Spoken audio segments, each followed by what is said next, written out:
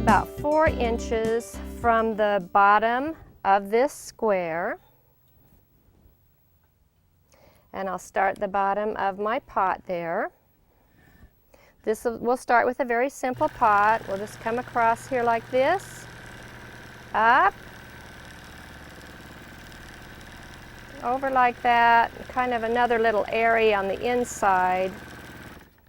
There we go. We'll do something fancy across the bottom. Just kind of decorate our pot here.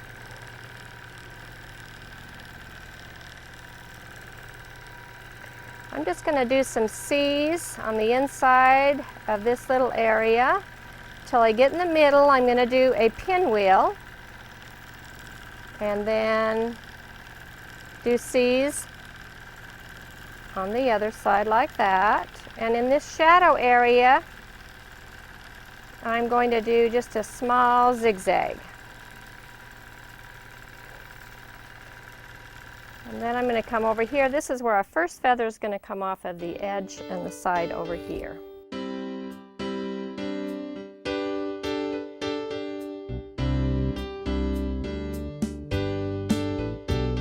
This first stem is going to come up and over like this and drip clear down. And then we do our feathers, which is round, and then we follow the stem. Round, follow the stem. If you've never done feathers before, think of them as half of a heart when you're first starting. We just follow that last feather right up and then come right back down and follow the stem. You can't follow the stem too far, so don't worry about following that stem. Just really follow as you're coming back. Now, on this stem, we're going to make it wide and narrow, because we're going to do a stipple stem. Here we're starting our hearts, our half of a heart shape, our feathers on the other side as we're coming back. You have a nice loose grip on the machine. You're having a lot of fun here. Now normally, if I'm not going to do a stipple stem, I would have just made that stem probably parallel or close to it, but we're going to do a stipple stem in here. And to do that, we're going to just do a small zigzag in there. It's going to be a slanted zigzag. This adds a lot of interest to the stem. Now this isn't something that you do on every feather, but this would be something that you could do on any feather, that, especially if you had not made the stem as even as you wanted to, you can come back in and fill that in with a stipple stem, and it will add a lot of interest there. And I'm going to just follow one of these stems back to get me back to the beginning. Now while we're still on this feather, we're now going to come back and do an echo on it, but it's what I call a party echo. And we're going to put a little bit of a circle at the top of each of these feathers. But to do that circle, when you're doing a circle, you have to pretend that you have a flat line here and that you do a flat, round, flat in order to make it a circle. Let me show you what I mean. As we're coming around, we're echoing, we have to do flat, round, flat. Flat, round, flat. If we just do what we consider to be a circle at the top, it will look like an E. So if we really want it to look circular, we have to have a base for that circle. So we'll come all the way around and put this echo with this little circle at the top of each one. And you can kind of see why I call it a party feather. It really dresses it up.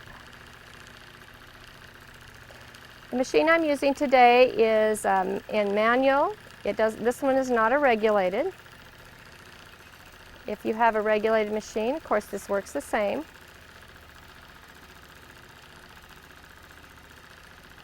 And then we'll come right back down. So there's our first feather. This one we did the stipple stem and we did the party echo afterwards. Now we'll go on to the next feather. The next stem we're going to bring out of the same area and come straight down like this. This feather is going to be very long. This is a fill-in feather, or a graceful feather, and it's very long. Again, we just go round and follow that stem. But you notice I'm reaching out and filling in clear up to the areas that I need to, the sides of the feather and the sides of a pot. And I made that second stem, as you can see, a little bit narrow and a little bit thinner, because we're going to do a stipple stem in there as well. Now that feather completely filled in the area. This is a wonderful feather to do in any of the borders, because if you don't want to echo, you don't want to stipple, but you want the entire border filled in with a feather, the fill-in feather works wonderful, and it's very long and graceful. Now we're going to come back in and fill in with another technique. I'll slow my speed down a little bit here. This one is small C's. Keep them very round and follow the sides of the stem as you do. See how I'm following the sides of the stem? Follow, follow, follow, follow. Follow the sides of the stem. That keeps it nice and round.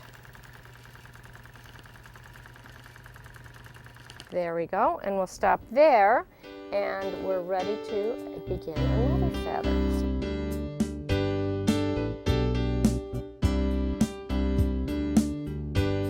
Next feather again starts at the bottom of the pot. Take some stitches there. We're going to come out and up, turn our speed back up here. We're going to come clear up to this corner and come back with our basic feather like that. We'll do another one here. Now we're going to put a stem on this, which I like to call a rope curl. And that is accomplished with, as you can see, I've just done 3 little half circles. Then I come into my curl, and then I jump back in to the middle of that last curl, or that last half circle, with half circles coming this direction. So half circles this direction go into the curl, and then half circles jumping into the middle of the last half circle. Then curve it back down close to your stem. So I'll do a few more of these. I'm going to combine these with my feather. Back into the rope curl here. You can make these curls big at the top like this. Put a nice big curl on them, depending on how much space you have to fill up. Now I'm going to get real thin with my feathers down here, because I know I have other feathers to do. And again, I'm going to do thick and thin stem, because I'll come back in here with the stipple stem. Come into here with my feather. Half circles, go into my curl. Notice that the curls all curl up from the root of the feather too. Come in here with some half circles. I'll fill up this space with a nice big curl here, jump back into the middle of that half circle, follow the stem, and then complete the rest of this feather all the way down to my stem. Now I'm going to come back in this area, and I'm going to put a stipple stem in here, and this time I'm going to use a patterned meandering. And patterned meandering just goes back and forth like this. This one's going to be a little bit of a slanted look, like this. See, just sort of back and forth. And then in the top part of this, I'm going to put some feather shapes inside that stem. So I really have like a feathered stem feather.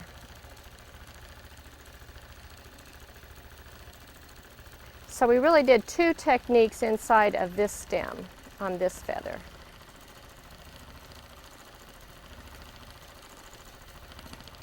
Round and follow the stem.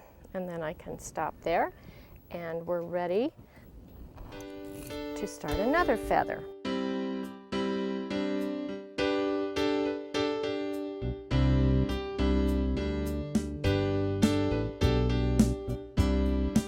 So from this side,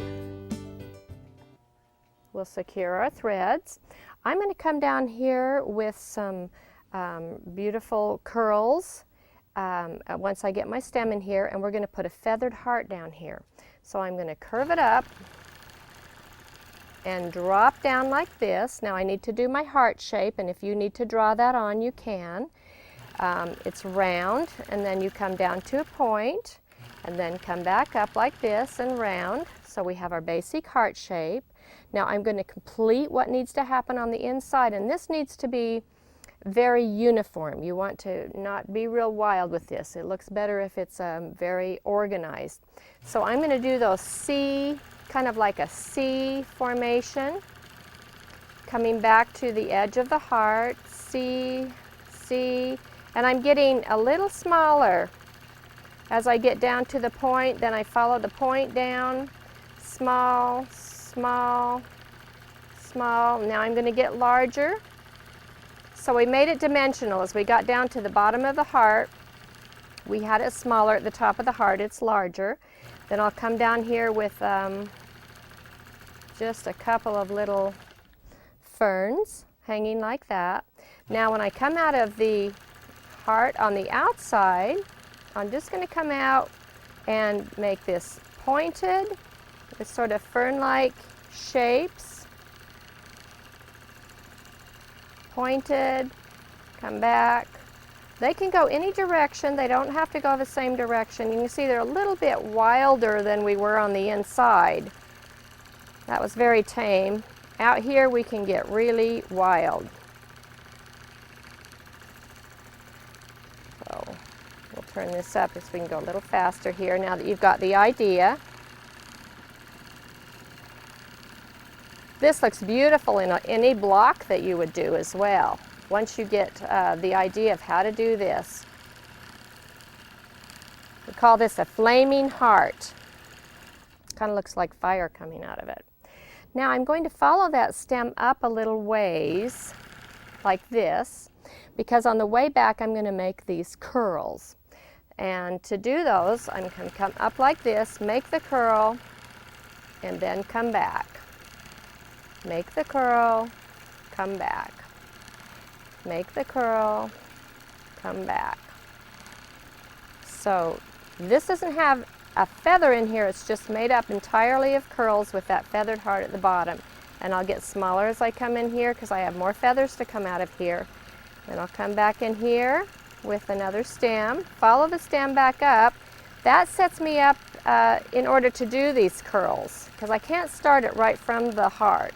So I needed to follow that stem in a little ways and then come back on it. Now we do have a stem in here, so we can come back in here. And this technique we're going to do polka dots. We're going to do a polka dot stem, and remember that flat, flat side. We're going to use one side of our stem as that flat side. So flat, round, flat, round, flat, round, flat as I'm doing these polka dots. Otherwise, you get little E's. They don't look at all like polka dots, they look like E's. So follow that one side around and then do your circles. I think we can probably follow one side of this right back down here in order to start our next feather.